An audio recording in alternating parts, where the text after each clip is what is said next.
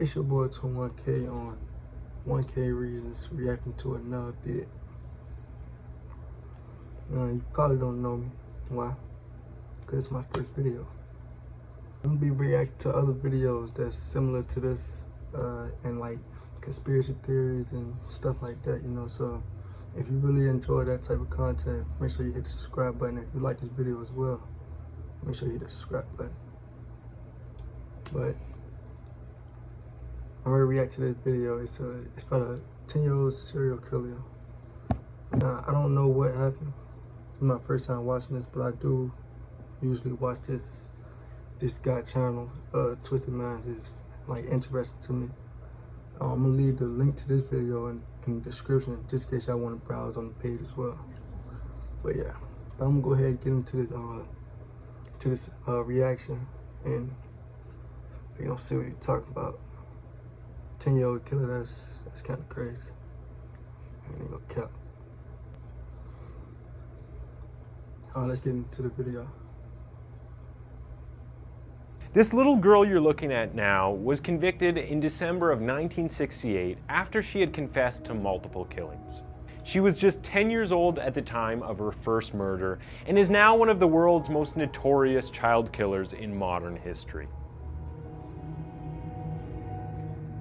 Welcome back to Twisted Minds. My name is James, and today we cover the case of Mary Bell, a child killer who not only killed other children, but found great joy in seeing how her actions affected the families and authorities involved.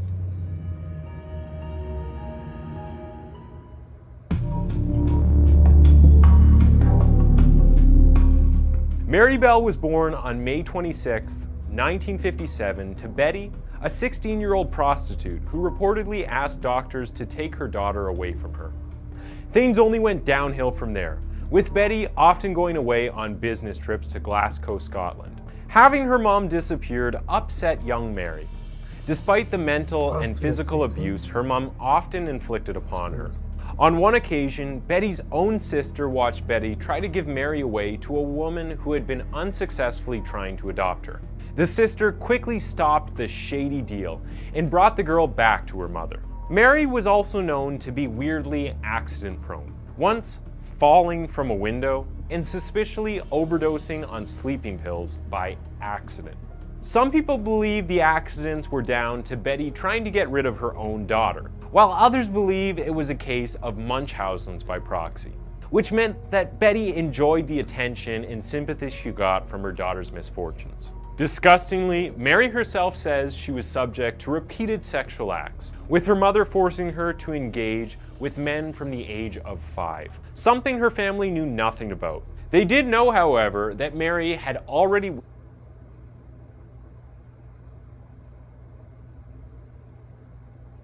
You know how sick you gotta be for your kid to be 5 years old and you allowing grown men, and the men that want to do that shit is just even worse. witnessed death firsthand when her 5-year-old friend was run over and killed by a bus. With everything that had happened to her, it's understandable that she was a withdrawn and disturbed child who became incredibly manipulative and violent. For weeks before her first murder, Mary Bell had been acting extremely strange. On May 11th, 1968, Let's get back into the video. two young boys hunting for scrap wood had entered the abandoned house and were confronted with the small corpse of Martin Brown lying under a window. Next to the body was an empty bottle of aspirin, which led police to speculate that he had taken too much and had overdosed on the medicine. Even though the boy had dried blood and saliva on his cheek that had run down to his chin, there were no signs of struggle and no marks on his body at all. It seemed like he had just taken some pills, lay down, and never woke up. The two boys who had found the body called out to some workmen nearby and soon found themselves surrounded by a crowd of children and adults, all gawping at the sad sight. The workmen said they recognized Martin as the boy they'd shared some cookies with less than an hour before.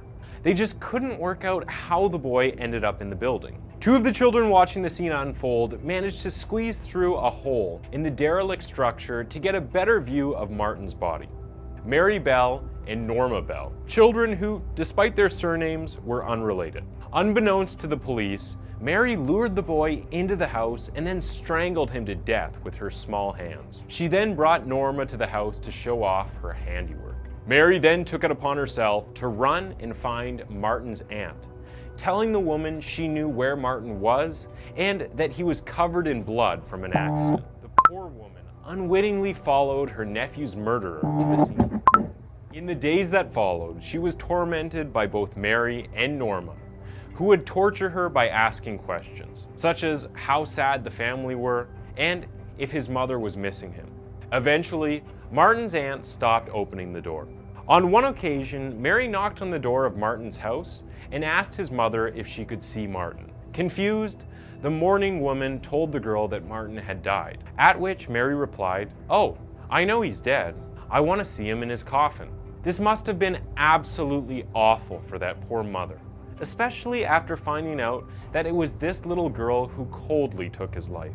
Disturbingly, for a class assignment, Mary drew a picture of a boy lying exactly in the same position that Martin Brown was found in, with a bottle labeled tablet. To make it even more sickening, she called it, "There has been a boy who had just laid down and died." Although Mary wasn't the only child who knew about how Martin had died, she was the only one to draw the scene. Although this sounds bizarre, her teacher wasn't suspicious, as she knew the children had heard about the death.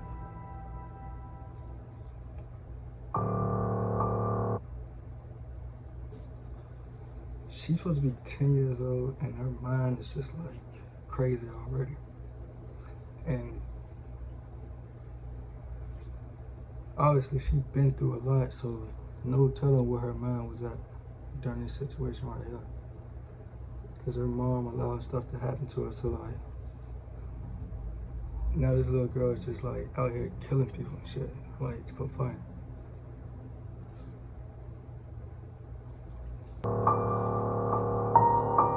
She's 10 years old. Mary's attack on other children and her bragging attitude continued. At one point, she pointed to the house where Martin Brown's body was found and told neighborhood children that it had been the place she had killed someone, a story that was followed by a laugh.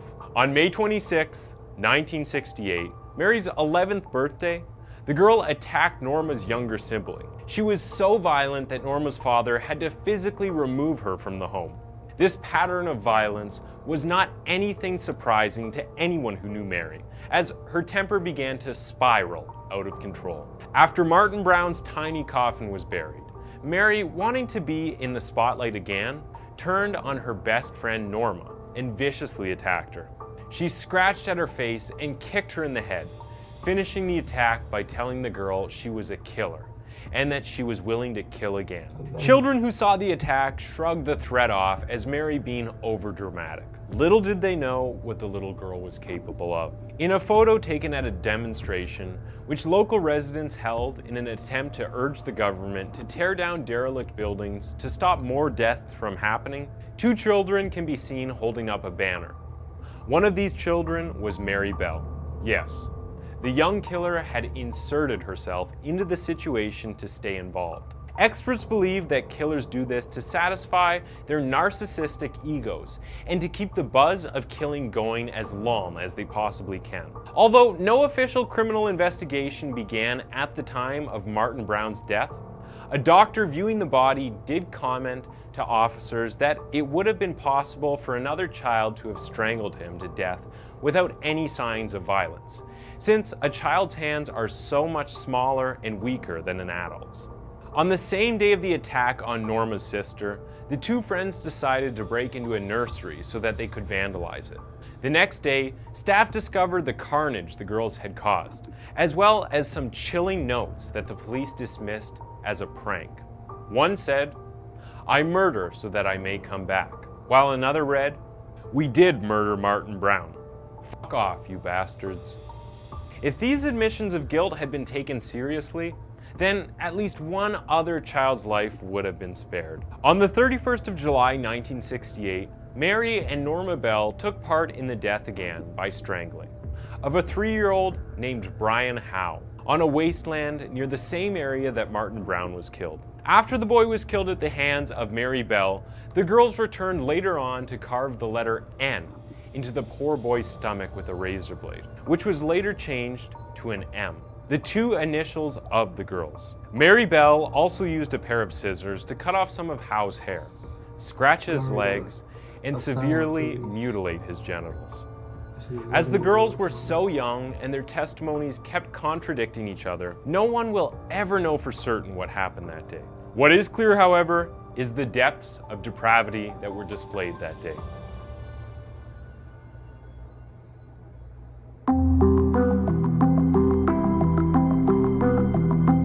After the killing of the second child, police began to suspect that the letters left at the nursery were not sick pranks at all, but someone admitting to the murder of Martin Brown.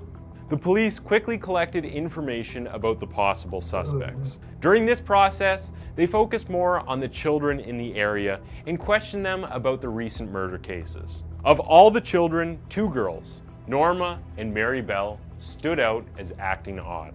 When Norma was questioned about the murder, she couldn't stop smiling and expressing how excited she was to be part of the investigation. The detective noticed that Norma wasn't reacting normally, taking the whole process as one big joke. Mary Bell acted in a similar way, evading questions and acting strangely. During the questioning, Mary had said that she had seen Brian Howe playing with another 8-year-old boy in the area where the accident had happened. She later added that this boy had been carrying a pair of scissors. This intrigued the police as they hadn't released the information about the scissors to the public.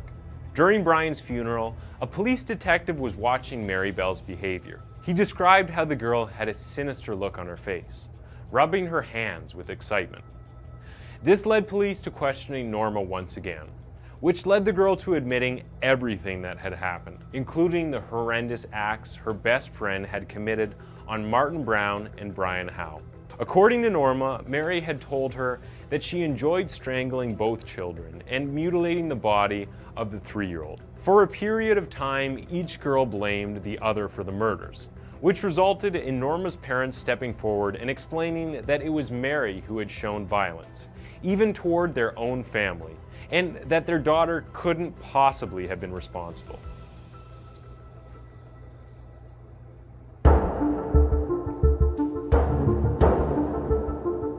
On the 17th of December 1968, Norma Bell was acquitted of all the crimes. Mary Bell, however, was convicted of manslaughter on the grounds of diminished responsibility, following the jury listening to a diagnosis from psychiatrists who said that the girl showed clear signs of psychopathy. The judge, Mr. Justice Casack, described her as dangerous and said she posed a very grave risk to other children. She was initially sent to the Red Bank Secure Unit in St. Helens, Lancashire, UK, before being moved around quite frequently during the time she spent in prison. After her conviction, Mary got a lot of attention from the press. Her mother, who was ironically blamed for her daughter's mental health because of her awful upbringing, repeatedly sold stories to the press. She would even sell pages that she claimed to have been written by Mary. It's sad that this woman managed to get attention and financial gain from a child who she reportedly forced into prostitution and later went on to murder 2 children while being just 11 years old herself. Mary did make headlines for herself again in September 1977, when she briefly escaped from Moore Court Open Prison. Fortunately, she was caught and lost her prison privileges for 28 days, a pretty tame punishment for a child killer on the run. After serving 12 years in various jails, Bell was released at the age of 23. She was also granted total anonymity, so she could escape the media frenzy and protect herself from attacks. Only 4 years after being released from jail, she became a mother to a baby girl. Mary and her baby unbelievably lived in her own hometown of Tyneside straight after her release, but the community made sure she didn't stay for long. While keeping her anonymity, Mary helped contribute to a biography written about her and was paid for it. This disgusted the government, who tried to block the publication in the UK. Mary Bell's daughter's anonymity was meant to stop at the age of 18, but on the 21st of May 2003, Bell won a high court battle to have her own anonymity and that of her daughter extended for life. This was a first in the UK, with any court order permanently protecting the identity of someone known as a Mary Bell order. In 2009, the child killer became a grandmother, giving the woman a second chance at nurturing and protecting a life, contrary to 50 years previously, where she had snuffed it out with her bare hands. No one is 100% sure where Bell is now, with the anonymity order protecting her for the rest of her life. It probably will be a long time until someone finds out where Bell moved to, and will most likely be shared after she passes away. But after a childhood of abuse, forced prostitution, and trauma, does Mary Bell deserve to live the rest of her days as a normal person with a normal family? Or should there be no forgiveness for a child who killed other children? Let us know your thoughts in the comments below. Thanks for tuning in to Twisted Minds. That's the end of that video. It ain't no saying what was going through her mind. At 11, she killed 2 people, 2 kids, as a kid herself. You know what I'm saying? But at least she got to get out and live a regular life. She proved that she can be a regular human being. But I think it was normal, they said.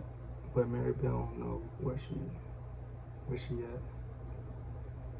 But if you like that video, man, you want to see more of that, go ahead and like, comment, subscribe, comment what y'all think I should react to next. Yeah. And I'm out there. It's big.